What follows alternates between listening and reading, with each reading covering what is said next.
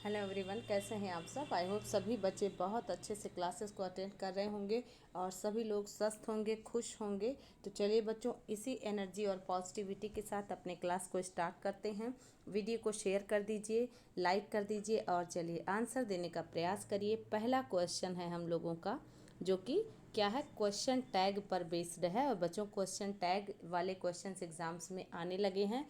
Okay, तो मैंने आपको बता रखा है ना, अगर स्टेटमेंट पॉजिटिव हो तो टैग निगेटिव होता है, अगर टैग अफर्मेटिव हो तो स्टेटमेंट निगेटिव होता है। अंडरस्टूड। और आपको ध्यान रखना पड़ेगा कि कुछ ऐसे वर्ड होते हैं जो निगेटिविटी जो है लिए रहते हैं, जैसे हार्डली हो गया, स्कार्सली हो गया, फ्यू हो गया, लिटिल हो गया, समझ पा रहे हैं ना, सेल्डम हो गया। कुछ ऐसे वर्ड्स हैं जो निगेटिव ना होते हुए भी निगेटिव होते हैं, उनके साथ हम सभी नॉट का प्रयोग नहीं करते हैं। इसलिए जब भी सेंटेंस में वे वर्ड आते हैं तो उन सभी को हम सभी क्या मानते हैं, निगेटिव मानते हैं। तो हमेशा टैग पॉजिटिव होता है। तो आपको मिल पा रहा है, ऑप्शन देख लीजिएगा, डज ही फिर है हैजंट ही, डोंट ही या नो इम्प्रूवमेंट।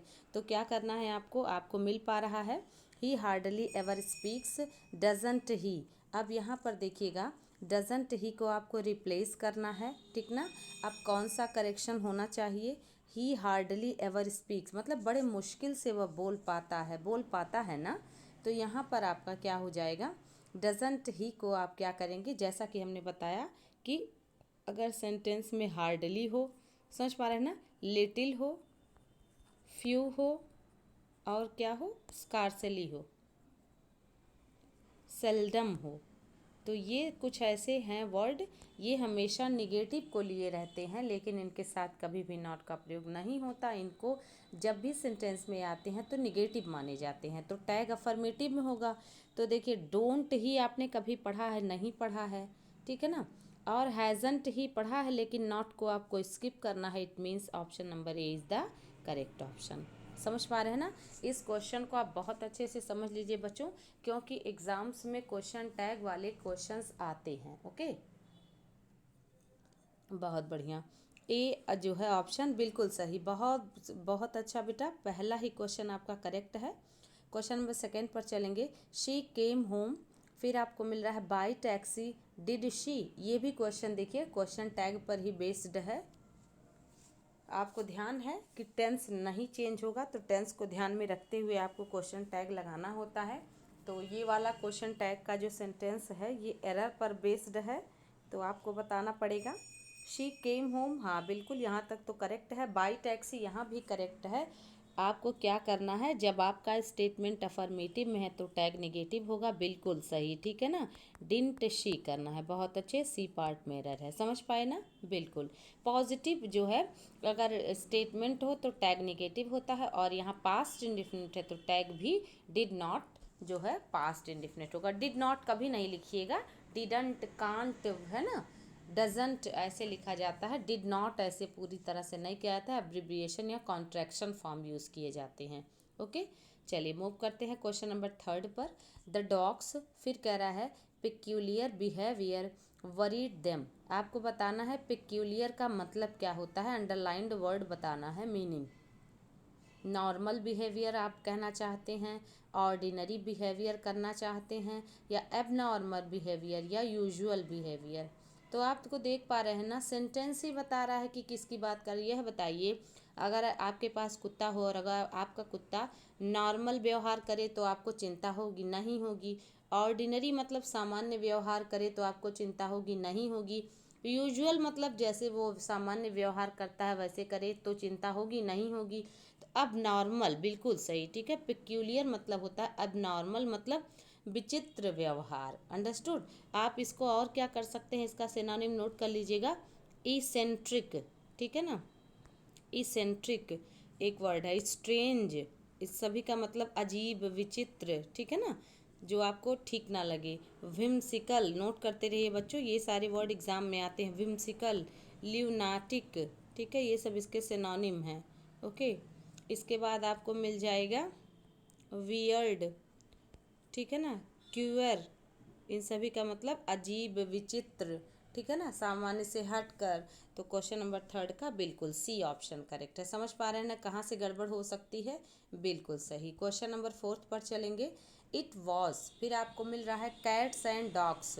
ठीक है, ये क्वेश्चन बच्चों समझ लीजिएगा कि ये क्वेश्चन आपका क्वेश्चन नंबर फोर्थ, इसमें आपको क्या बताना है? आइडियमिक एक्सप्रेशन बताने हैं। ठीक है, आइडियमिक एक्सप्रेशन का मतलब है, अब जैसे कैट्स एंड डॉग लिखा है तो कैट्स एंड डॉग का मतलब यहाँ पर कुत्ते बिल्ली नहीं है, ये आइडियमिक एक्सप्रेशन है। हैविली रेन यानी भारी वर्षा, कहते नहीं है मूसलाधार वर्षा।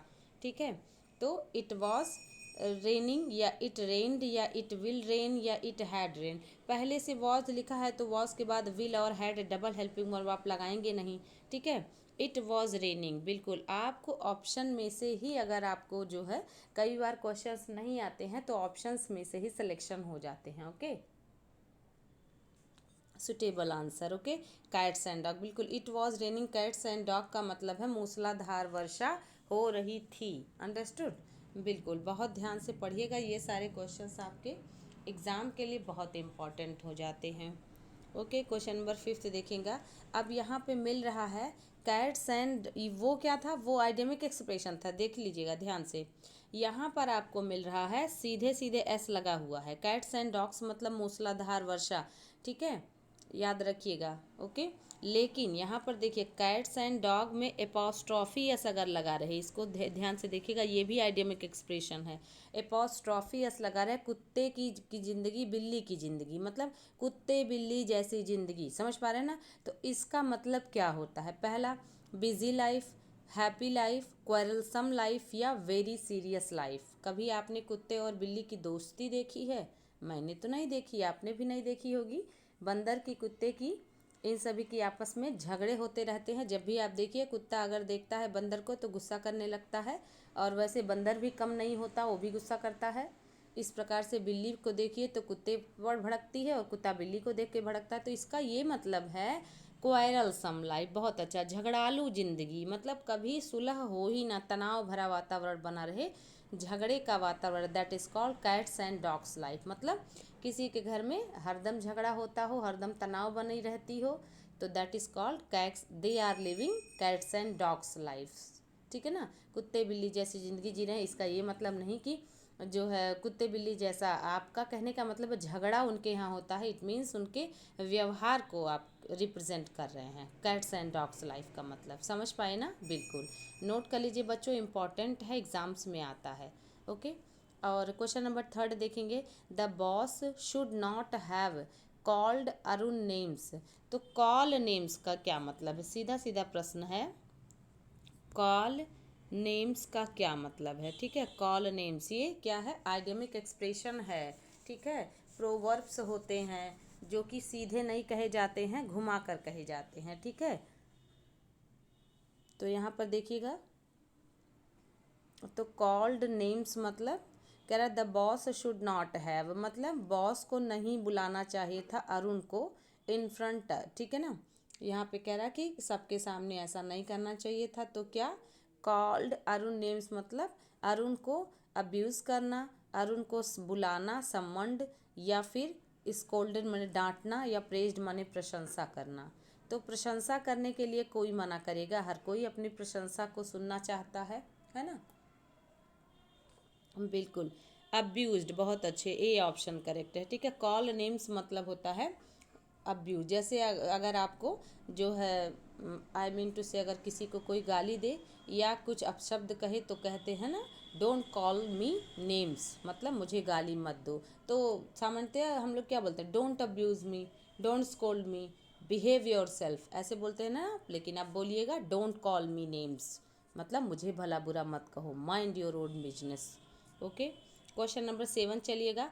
आई have a problem to square up with the manager. आपको बताना है स्क्वायर अप का क्या मीनिंग है। पहला ऑप्शन वर्कआउट, कंसीडर, डिस्कस या सेटल। क्या बोलेंगे? देखिए, आई हैव अ प्रॉब्लम तो कह रहा कि मुझे प्रॉब्लम है मैनेजर के साथ स्वीकार करने में, डिस्कस करने में, सेटल करने में या वर्कआउट करने में। तो यहाँ पर पूरी तरह से स्पष्ट हो रहा है ना स्क्वायर अप का क्या मीनिंग होता है। बहुत बढ़िया, सेटल। ठीक है, सेटल मतलब होता है स्क्वायर अप। डिस्कस हो तो उसका मतलब कट आउट होता है, याद कर लीजिएगा, आगे जो है एग्जाम्स में आपको मिलते रहेंगे।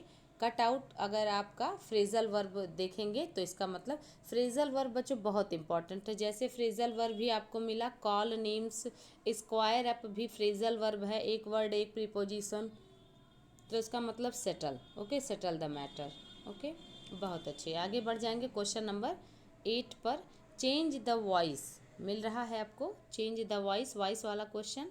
और हम सभी को मिला Mona was writing a letter to her father, passive voice में चेंज करना है। बहुत आसान होता है ना, क्या आसान है, देखिए वॉज है, देखिए आपने इतना तो याद रखा है ना कि is, M, are, was, were हो तो बीइंग लगाते हैं, याद है ना, बीइंग प्लस वर्ब का थर्ड फॉर्म। जिस ऑप्शन में हो आपको पकड़ लेना है। Mona was writing a letter to her father, तो वॉज बीइंग जहाँ पर होगा वही अपना आंसर हो जाएगा, बहुत आसान हो जाता है, बिल्कुल सही, C option. Okay, do does हो तो इज, एम, आर, डिड हो वर्ब का सेकेंड फॉर्म हो तो वॉज वर, और अगर वॉज वर हो इज, एम, आर हो तो उसका हेल्पिंग वर्ब वही रहता है, बस बींग लगा देना होता है। हैज हैव हो तो हैज़ बीन, हैव बीन हो जाता है, समझ पा रहे हैं ना।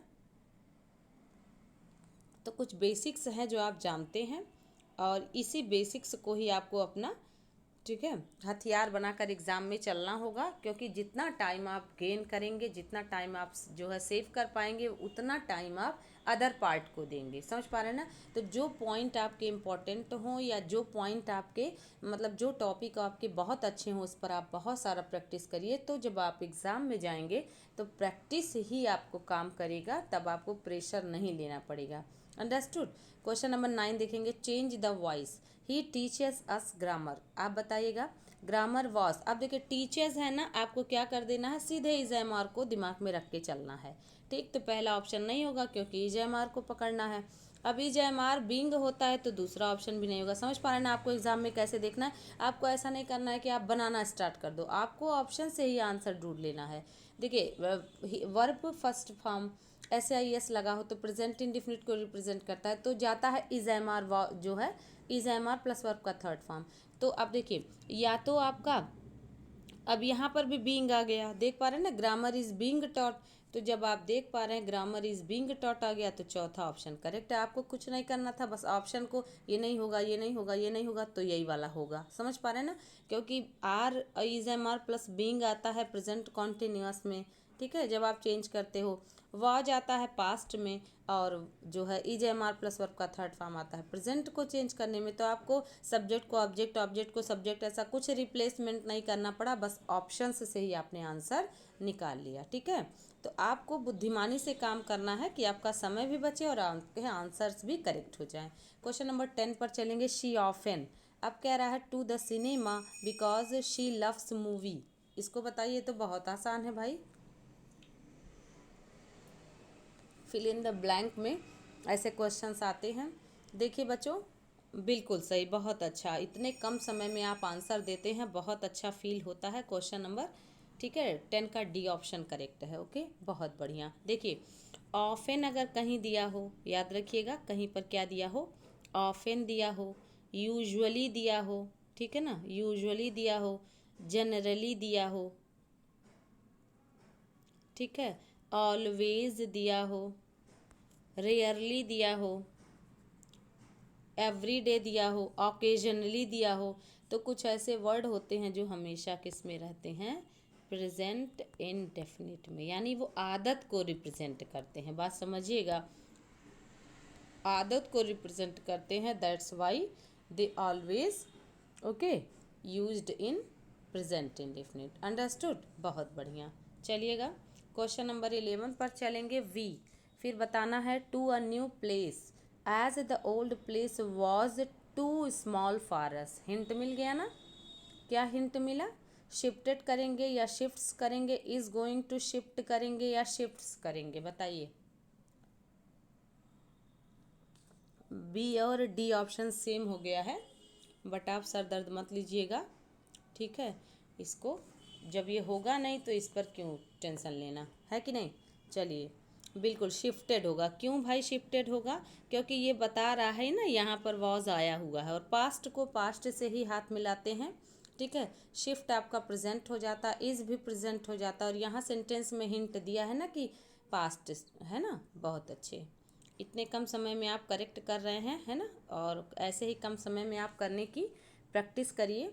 क्वेश्चन नंबर 12 देखेंगे। सचिन इज नॉट, फिर cut out. Cut out means आपको बताए थे ना, फ्रेजल वर्ब है, एक वर्ब एक preposition, that is called phrasal verb for this kind of work.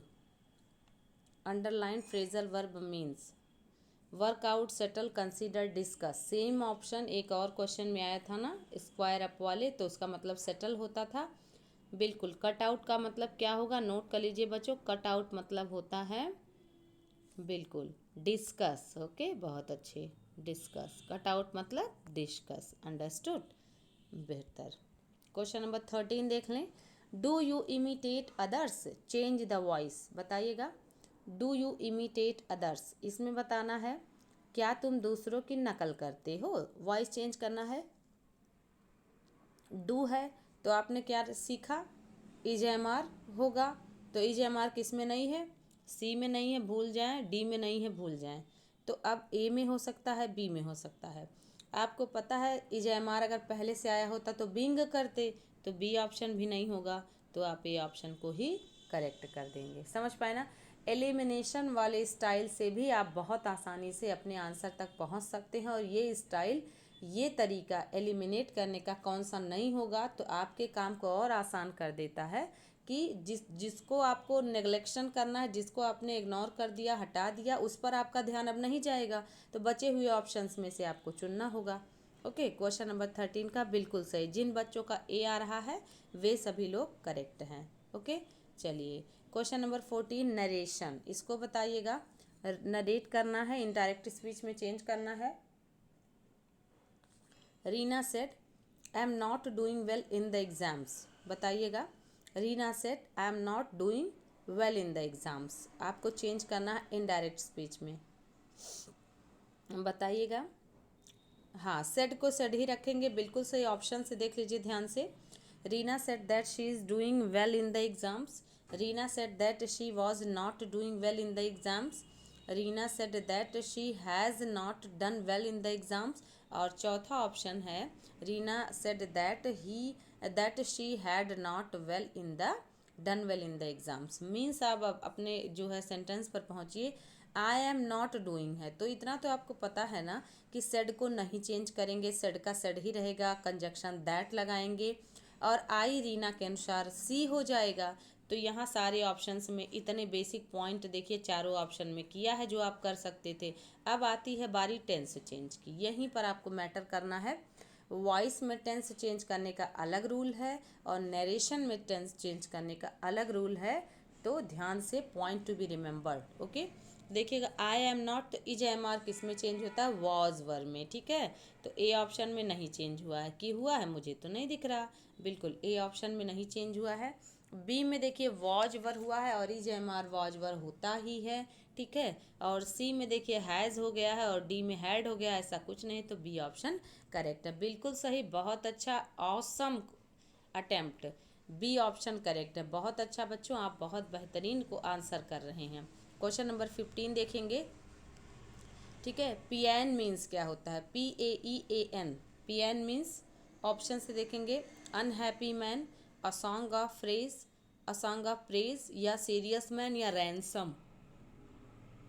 इसको क्या करेंगे आप, कौन सा ऑप्शन करेंगे। बहुत आसान है, समझ लीजिएगा, रटना है आपको, ठीक है। बहुत बढ़िया। देखिए, अनहैप्पी मैन नहीं होता है, सॉन्ग ऑफ प्रेज इसका जो है करेक्ट है। सीरियस मैन भी नहीं होता है, और रैंसम मने मुआवजा, ऐसा भी कुछ नहीं होगा। रैंसम मने फिरौती, कंपेंसेशन मने मुआवजा, ठीक है। फिरौती मतलब रैंसम भी नहीं होगा। तो क्वेश्चन नंबर 15 का अ सॉन्ग ऑफ प्रेज मतलब PN। ओके, क्वेश्चन नंबर 16 देख लेंगे। Synonym of the following word iffy, IFFY, iffy का मतलब क्या होता है। ऑप्शन से देख लेंगे, ड्रग कल्चर, या मीननेस या डाउटफुल या एन ओल्ड मैन, कौन सा करेक्शन आप करना चाहेंगे बताइए। Four options have been given. Iffy का क्या मतलब है? IFFY, बिल्कुल, बहुत बढ़िया। नहीं, ए ऑप्शन नहीं, बी नहीं, डी नहीं, सी ऑप्शन। ओके, डाउटफुल, इफ़ी मतलब डाउटफुल, बहुत अच्छे। क्वेश्चन नंबर, वर्ड पावर भी आपका बहुत स्ट्रांग होना चाहिए, otherwise question can be incorrect. Okay, question number 17 देखेंगे, डेड एज अ डोडो, इसका मीन्स क्या होता है?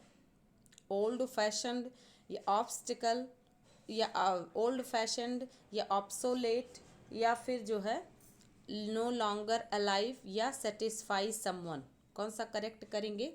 डेड एज अ डोडो, इसका मीन्स क्या है? आपको इतना तो पता है ना, इन्वायरमेंट में इकोलॉजी में आप पढ़ते हैं, ठीक है, और करंट में भी पढ़ते हैं।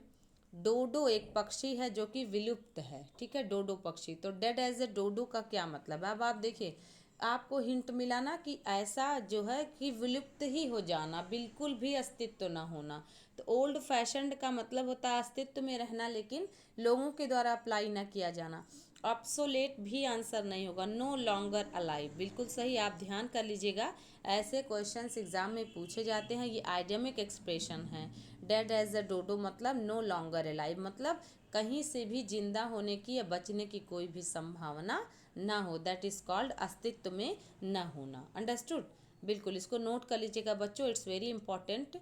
क्वेश्चन नंबर 18 देख लेंगे, फाइंड द करेक्ट सेंटेंस, आपको बताना है he is one of those boys who are wicked, या he is one of those boys who is wicked, he is one of those boy that is wicked, या he is one of those boy who are wicked. बहुत ही minor, आपको बहुत ही ऐसे questions बहुत ध्यान से करने होते हैं, क्योंकि चारों ऑप्शंस आपको पहली नज़र में देखने में सेम सेम लगते हैं, but you have to find out differences among the options. Understood, बिल्कुल। कौन सा? एक बच्चों नियम ध्यान रखिएगा, वन ऑफ द, इसको ध्यान रखिएगा, के बाद नाउन हमेशा कैसा आता है? प्लूरल, और हेल्पिंग वर्ब सिंगुलर। लेकिन इतना तो नोट कर लिया आपने ना, वन ऑफ द के बाद नाउन प्लूरल और हेल्पिंग वर्ब सिंगुलर, बट आपको ध्यान रखना है वन ऑफ द के बाद, ठीक है, जो नाउन होगा वो तो हर हाल में प्लूरल होगा। ओके, बट अगर दैट आ जाए, हूँ आ जाए, ठीक है ना, रिलेटिव प्रोनाउन आ जाए, तो वर्ब भी प्लूरल हो जाते हैं, इसको नोट कर लीजिएगा, वर्ब भी प्लूरल हो जाते हैं। अब देखिए यहाँ पर आपका पहला ऑप्शन अगर आप देखिए, तो पहले ऑप्शन में वन ऑफ द के बाद या वन ऑफ दोज के बाद बॉयज़ आपका प्लूरल है, हूँ आपका रिलेटिव प्रोनाउन है, तो आर आपका क्या हो जाएगा?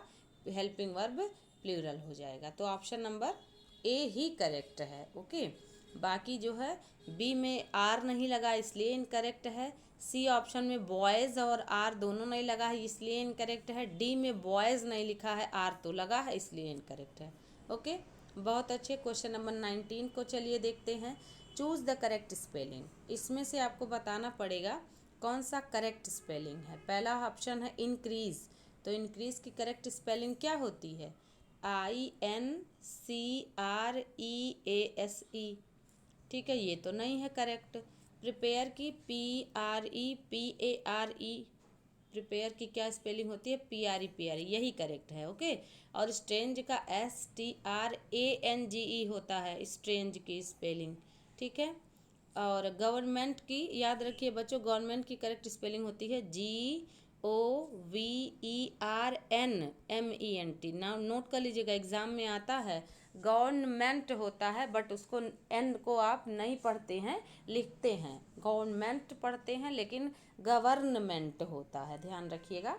एन जो है वो आपको लिखना है बट प्रोनाउंसिएशन इसका नहीं करना है। ओके, बहुत बढ़िया। तो स्पेलिंग्स वाले क्वेश्चंस भी आपको पर डे दिए जाते हैं ताकि आपका बेहतरीन प्रैक्टिस हो सके। क्वेश्चन नंबर 20 देखेंगे, choose the misspelt word, बताइएगा। इसमें अब की बार बताना है कौन सा मिस स्पेल्ट है, means which one is the incorrect option. Cultivation, civilisation, society, poverty. कौन सा इनकरेक्ट है बताना है बच्चे, ठीक है। कल्टीवेशन, CULTIVATION, ये तो करेक्ट है कल्टीवेशन, ठीक है।